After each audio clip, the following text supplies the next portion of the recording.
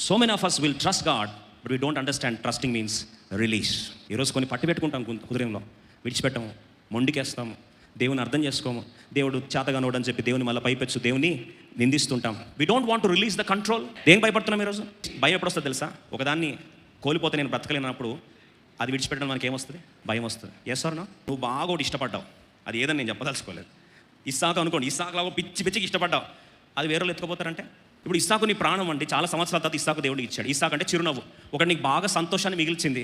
ఈ సంతోషాన్ని మిగిల్చిన దాన్ని కత్తి పైకి ఎత్తాలి అంటే ఇది పోతుందేమో అన్న భయం ఉన్నంత వరకు కత్తి పైకి ఎత్తాం. Yes or no? You have to raise your knife for those fears which are pulling you down. నిన్ను లాగేస్తూ కిందకి గుంజేస్తూ, మన భాష తెలంగాణ భాషలో గుంజేస్తున్న కొన్ని భయాల మీద నువ్వేం చేయాలి? కత్తి ఎత్తాలి. కంట్రోల్ దాని మీద కత్తి ఎత్తడానికి దేవుని కృప దయచేను గాక. కొన్నిసార్లు ఎమోషనల్ అటాచ్మెంట్, భావోద్వేగమైన, అంటే కొన్నిసార్లు దేవుని కంటే ఎక్కువ కొన్ని ఏం చేస్తాం?